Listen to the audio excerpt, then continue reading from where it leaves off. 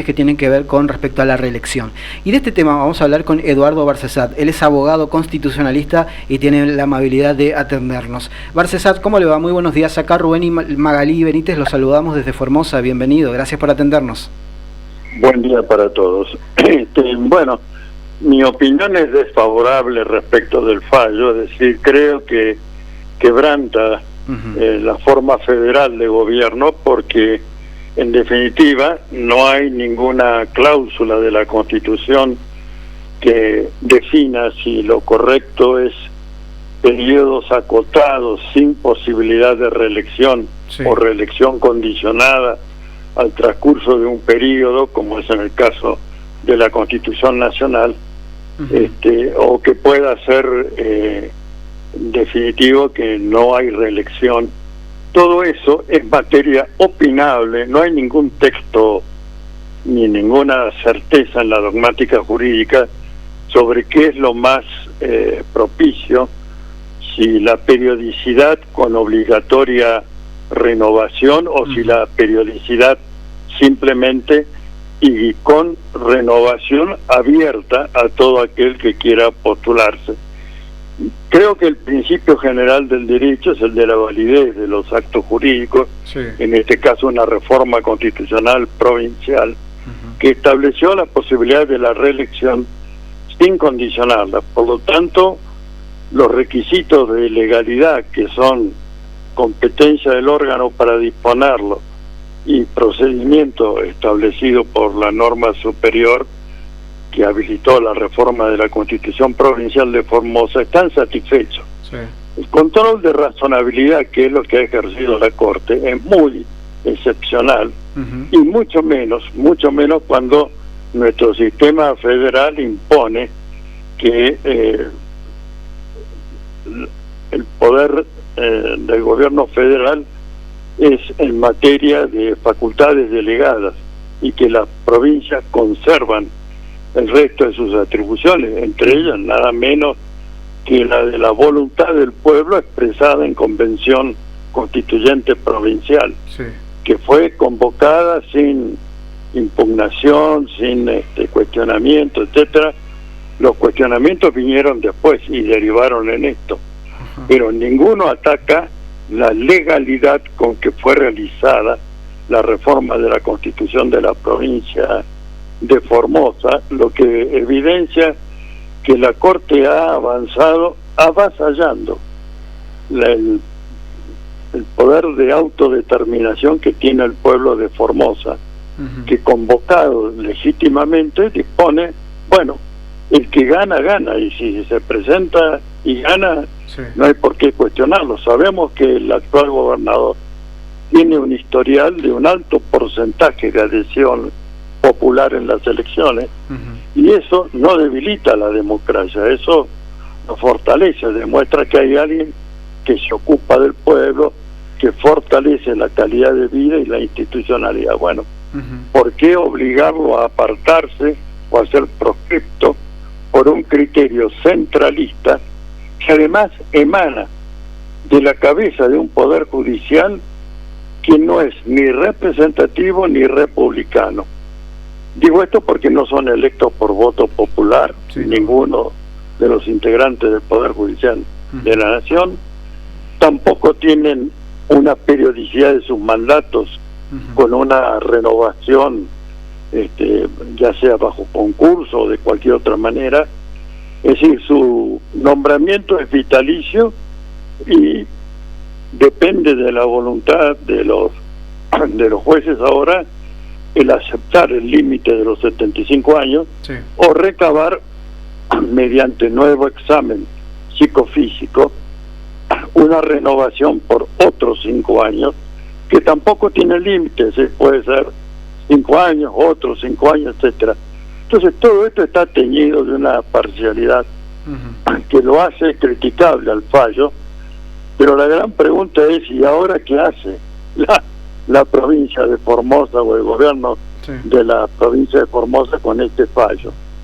Yo creo que ha lesionado el principio de legalidad, ha transgredido los límites de sus incumbencias constitucionales la Corte, para sustituir la voluntad de la Convención Constituyente, por lo que entiendo que tanto ante el órgano regional interamericano, me refiero a la Comisión Interamericana de Derechos Humanos, como ante la Comisión de Derechos Humanos de la ONU, sí, puede reclamar, claro que esto lleva 4 o 5 años, un reclamo, no se le puede decir que va a haber una medida cautelar inmediata y que va a suspender el fallo de la Corte. Todo esto sería conjetural.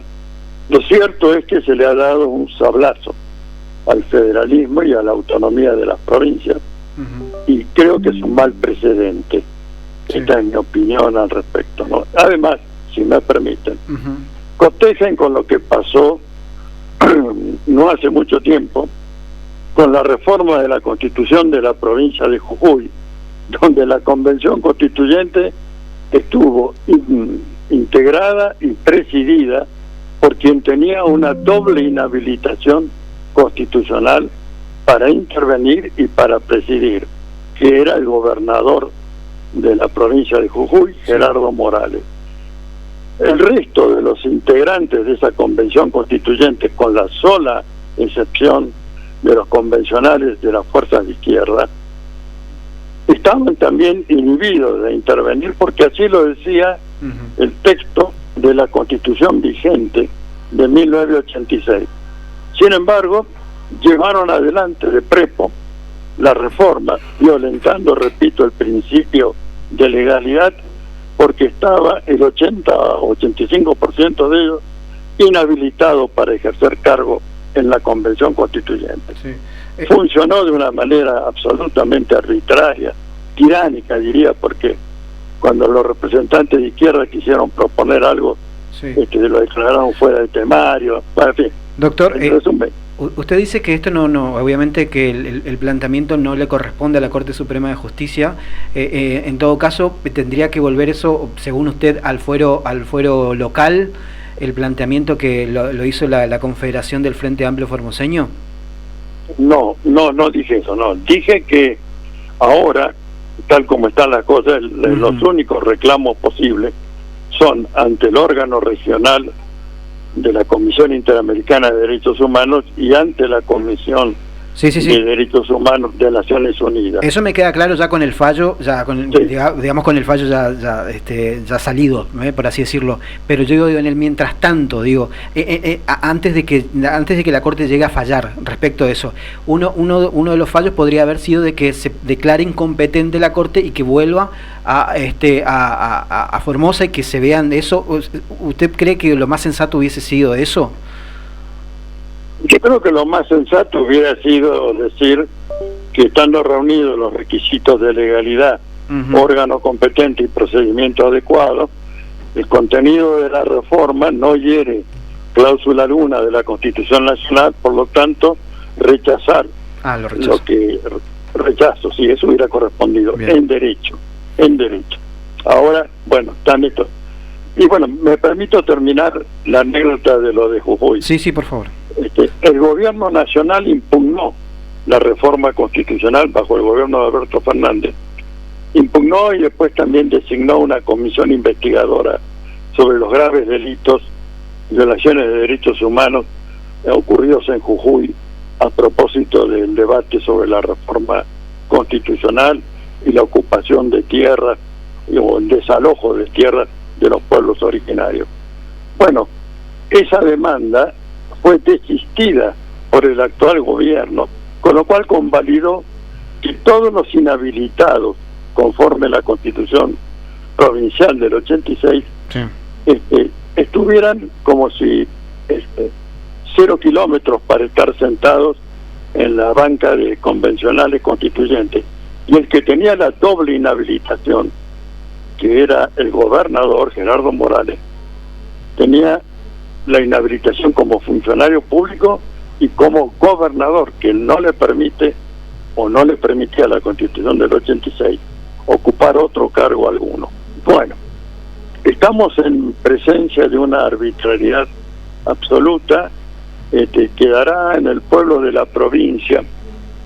Yo estoy tratando de imaginar alguna idea para enervar esto.